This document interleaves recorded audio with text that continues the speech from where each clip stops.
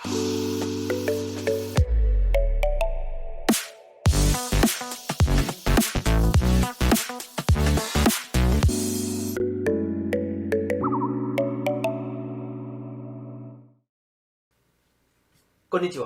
My name is Rohit Shivprasad and I'm the founder of RSP in Japan.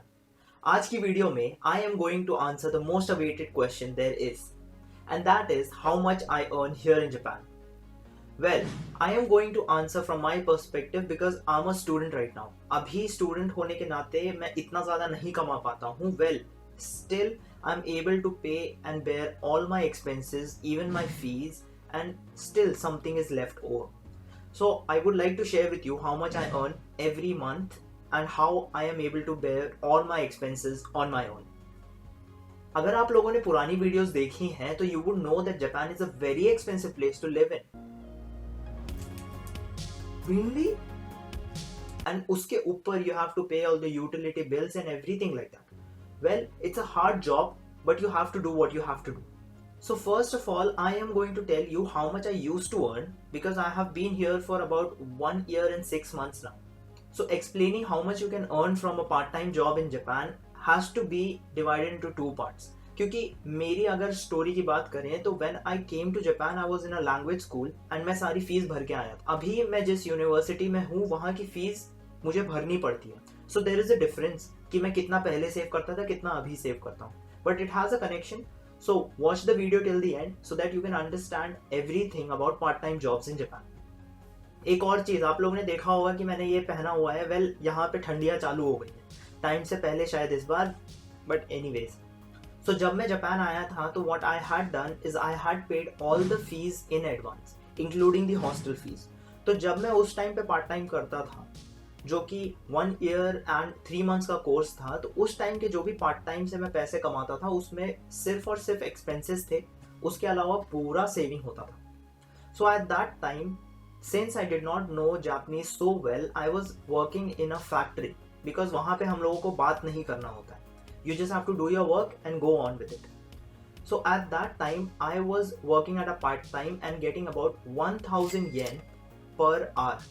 In Japan, when you're working part-time as a foreigner, you have to keep in mind and follow this rule, which is you cannot work more than 28 hours in 1 week. So, उस time पे मुझे 1000 yen per hour मिलता था and 28 hours per week के हिसाब से मुझे 28,000 yen per week मिल जाता था.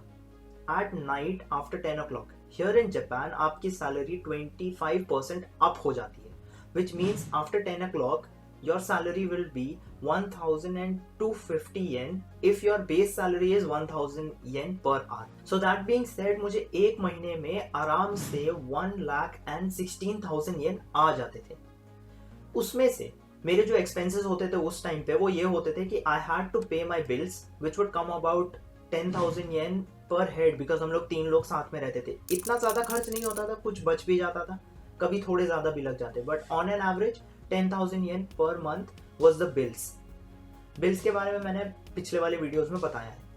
Then the second thing was food and my own expenses and I used to spend about 12,000 yen per month on that. Then what was left over was if I used to go out for a party, I would usually keep 10,000 yen aside. कभी कभी हम लोग party पे जाते थे, कभी कभी party पे नहीं जाते थे. So कभी लगते थे वो, कभी नहीं लगते थे, but let's consider them. And then 2000 yen मेरे फ़ोन का आता था.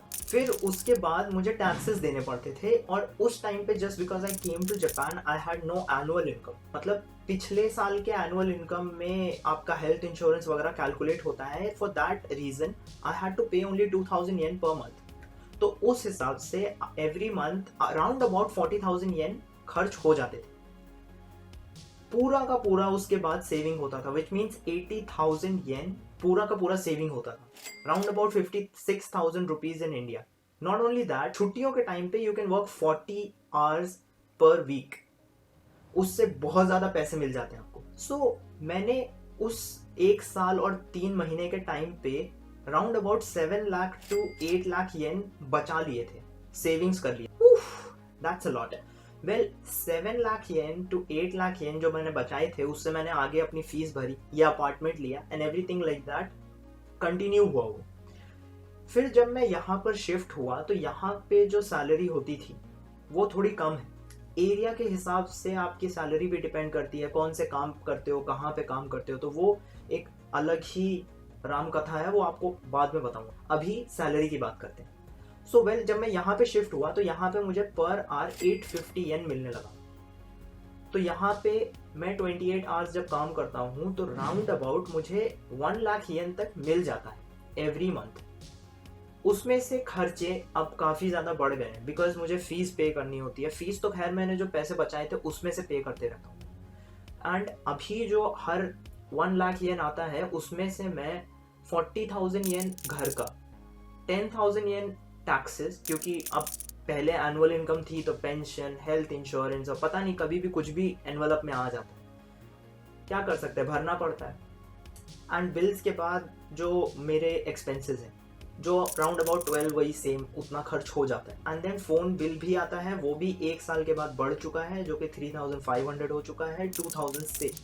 तो अब मैं टोटल एक महीने में 75,000 येन खर्च कर देता हूँ 1 लाख येन में से।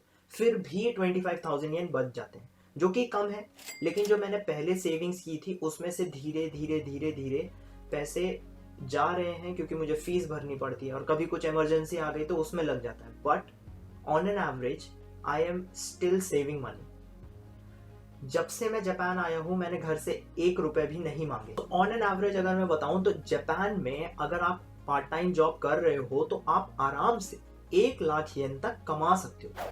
कहाँ बोले भैया, इतना ज्यादा? हाँ, कभी वेकेशन आया, ज्यादा काम कर लिया तो ज्यादा पैसे मिल जाएंगे और ये सब होता है। अच्छा अच्छा। मैं पर्सनली, जैसा मैंने आपको बताया, पहले 80,000 येन तक बचा लेता था या फिर 60-70 बचा लेता था आराम से।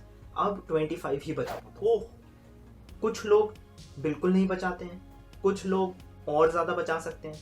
नॉट ओनली दैट, बहुत कुछ साइड बाय साइड करना पड़ता है। जैसे मैं रिसर्च तो करता ही, रिसर्च करते वक्त अगर कभी मुझे ट्रांसलेशन में हेल्प करनी पड़ती है बिकॉज आई एम इनटू, तो मैं ट्रांसलेशन में हेल्प करता हूँ, उससे कभी पैसे आते हैं कभी नहीं आते।